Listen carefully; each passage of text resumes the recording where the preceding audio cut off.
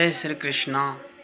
मैं पंडित संजू शर्मा आज आपको अजामिल ब्राह्मण की कथा सुनाता हूँ। अजामिल ब्राह्मण की कथा भागवत पुराण के अंदर भी आती है, गरुड़ पुराण के अंदर भी आती है। यह अजामिल ब्राह्मण की जो कथा है यह मोक्षदायिनी कथा है। यानी कि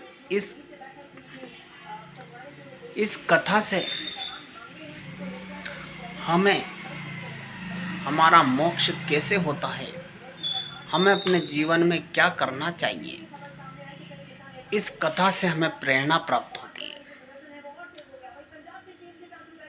अजामिल नाम का एक ब्राह्मण था जो बहुत गरीब था।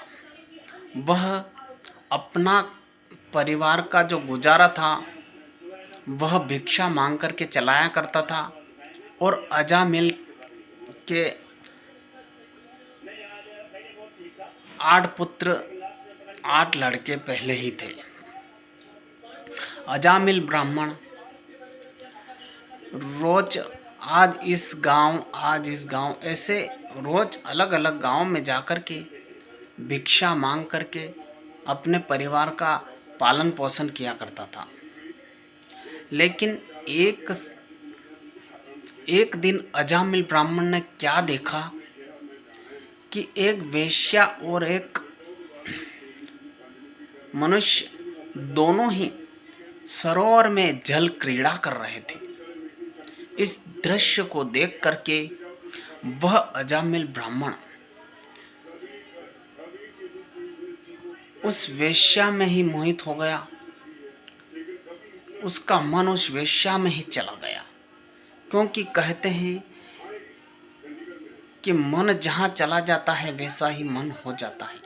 इसलिए अपने मन को हमेशा कुसंगतियों से दूर रखना चाहिए।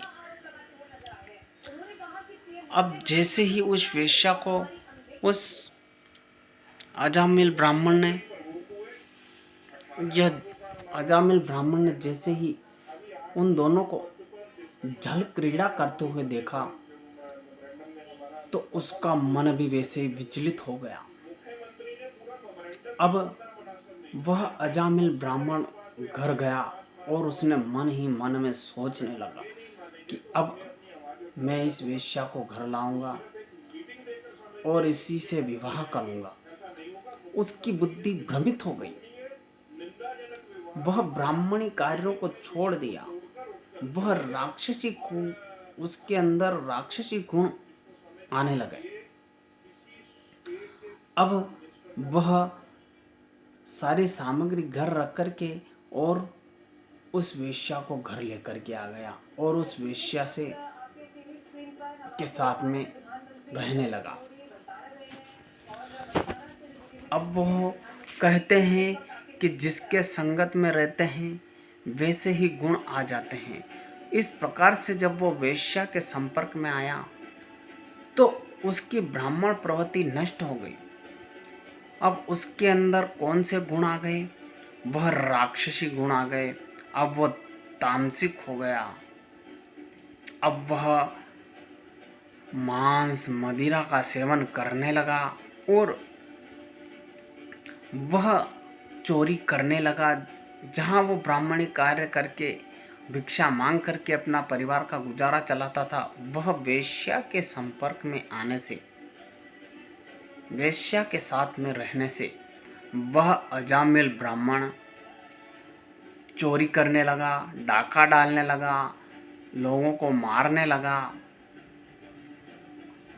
और अपने परिवार का इसी पापाचार से वह पालन करने लगा। वह यानी कि राक्षसी प्रवृत्ति उस पर हावी हो गई। अब एक दिन पहले क्या होता था कि साधु संत गांव में आते थे और कहीं ब्राह्मणों के घर में मंदिरों में ठहरते थे। उसी प्रकार उस गांव के अंदर अजामिल जहाँ रहता था, उस गांव के अंदर साधु संतों की टोली आई अब उन साधु संतों ने गांव के अंदर आते ही हैं साधु संत, और वो पूछते हैं कि कोई ब्राह्मण हो तो हमें उनका घर बता दो। तो गांव के अंदर आज भी और पहले भी कुछ दुष्ट प्रवृत्ति के लड़के थे जिन्होंने अजामिल ब्राह्मण का घर उन साधु संतों को बता दिया। अब अजामिल का घर बता दिया, और जब वो साधु संत अजामिल के घर गए और इधर सारे ये दुष्ट प्रवृत्ति के जो लड़के थे वो हंसने लगे कि आज इन साधु संतों की खैर नहीं। और अब वो साधु संत जैसे ही अजामिल के घर गए तो अजामिल के घर जाकर के उन साधु संतों ने अजामिल की पत्नी ब्राह्मणी से कहा कि हम साधु संत बाहर से आए हैं, यात्रा पर जा रहे हैं, हम आज यहीं विश्राम करेंगे, हमें कुछ अनाज कुछ कच्ची रसोई दे दो तो हम अपना भोजन बना करके खा लेंगे। तो उस ब्राह्मणी ने कहा कि मेरा पति दुष्ट प्रवृत्ति का है, वह आपको यहाँ नहीं ठहरने देगा, आप यहाँ से चले जाएं। तो साधु संतों ने कहा कि हम तो साधु संत हैं, हमारे पास से क्या लेगा, हम तो भोजन करके रात्रि विश्राम करके आगे अपनी यात्रा पे चले जाएंगे। तो उस ब्राह्मणी ने को यह सुनकर के उस ब्राह्मणी ने उन साधु संतों को थोड़ा सा अनाज दे दिया, पकाने के लिए कच्ची रसोई दे दी। अब उस साधु संत इधर भोजन बना रहे थे, उसी समय अजामिल वहाँ पर आ गया, और अजामिल आते ही उन ब्राह्मणों को, उन साधु संतों को गाली गलौज करने लगा, मारने की धमकी देने लगा, वहाँ से जाने के लिए धमकी देने लगा। पर साधु संतों ने कहा कि हम रात रुकेंगे और भोजन पकाने के बाद में सुबह यहाँ से चले जाएंगे। तो अजामिल ब्राह्मण ने कहा कि सुबह यहाँ दिखना मत, यहाँ से चले जाना। ऐसा कहकर वह अजामिल ब्राह्मण अपने घर के अंदर चला गया। अब साधु संतों की एक प्रवृत्ति होती है कि वो जिनके घर का अन्न ग्रहण करते हैं उसको आशीर्वाद प्रदान करके जाते हैं। अब सुबह साधु संत ब्रह्म मुहूर्त में उठ करके अजामिल को आवाज़ लगाई, और अजामिल उठा। अजामिल फिर वही कहने लगा, गाली गलौज, जाने के लिए धमकी देने लगा। तो उन साधु संतों ने कहा कि हमने तेरे घर का अन्न ग्रहण किया है, तो हम तुम्हें कुछ आशीर्वाद दे करके जाना चाहते हैं। अजामिल उन साधु संतों की बात नहीं मानता और गाली गलौज और जाने की धमकी देता। तब साधु संतों ने कहा कि तुम्हें केवल इतना ही करना है कि जो तुम्हारी पत्नी गर्भवती है, इसके जो पुत्र उत्पन्न होगा उसका नाम तुम नारायण रख देना। यह कहकर के वो साधु संत वहाँ से चले गए। अब साधु संत वहाँ से चले गए। फिर 10वें मास होते ही ब्राह्मणी को पुत्र उत्पन्न हुआ। कहीं शास्त्रों में वर्णन 8 पुत्रों का है और कहीं शास्त्रों में 10 पुत्रों का है। तो उस अजामिल के पहले ही 8 पुत्र थे, और 9वां पुत्र जो उत्पन्न हुआ, तो अब हमें पता है कि पुत्र उत्पन्न होता है तो उसका नामकरण तो करना ही पड़ता है, ब्राह्मणों से करवाया जाता है। पर अजामिल तो स्वयं ब्राह्मण था। अब उसने सोचा कि क्यों ना हुआ ब्राह्मण जो कह के गए वही नाम रख देते हैं, नाम तो रखना ही है। तो उस अजामिल ने उसके लड़के का नाम नारायण रख दिया। अब नारायण रखने के बाद में उसका मन उस सबसे छोटे लड़के में था। जो उठता बैठता नारायण, पानी पिलाना नारायण, खाना खिलाना, इस प्रकार से नारायण नारायण ही करता था।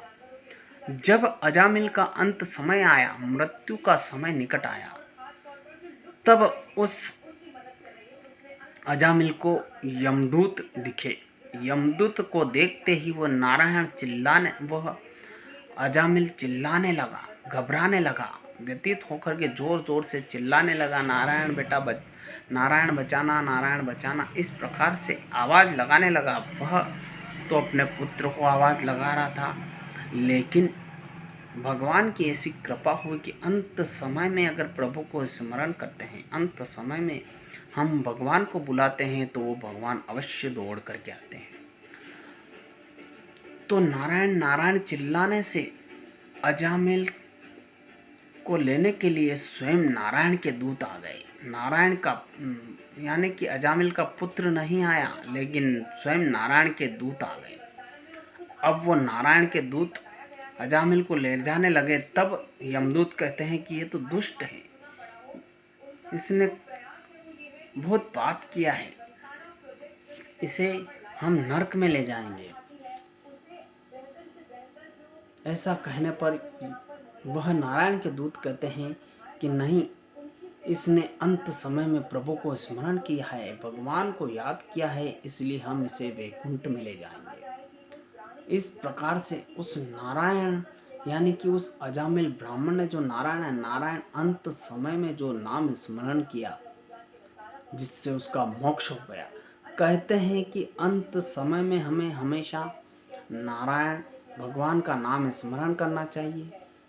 जो भी हमसे नाम बने वह आशुतम केशवम राम नारायणम कृष्ण दामोदरम वासुदेवम हरे श्रीधरम माधवम गोपिका वल्लभम जानकी नायकम श्री रामचंद्रम भजे।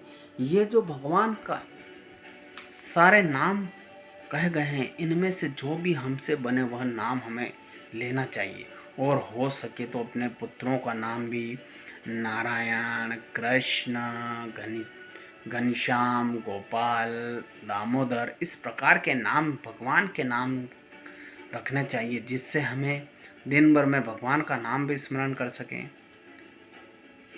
तो अजामिल पापी का जो मोक्ष हो गया, तो हम तो मन से भगवान को स्मरण करते हैं, तो हमारा मोक्ष क्यों नहीं होगा। इसीलिए इस अजामिल की कथा को मोक्षदायिनी अजामिल कथा कहते हैं। आप सभी को यह अजामिल की कथा अगर पसंद आई हो तो मेरे चैनल को सब्सक्राइब जरूर करें, लाइक करें, ताकि मैं आप लोगों के लिए और भी नई नई कथाएं लेके आऊँ। जय श्री कृष्ण।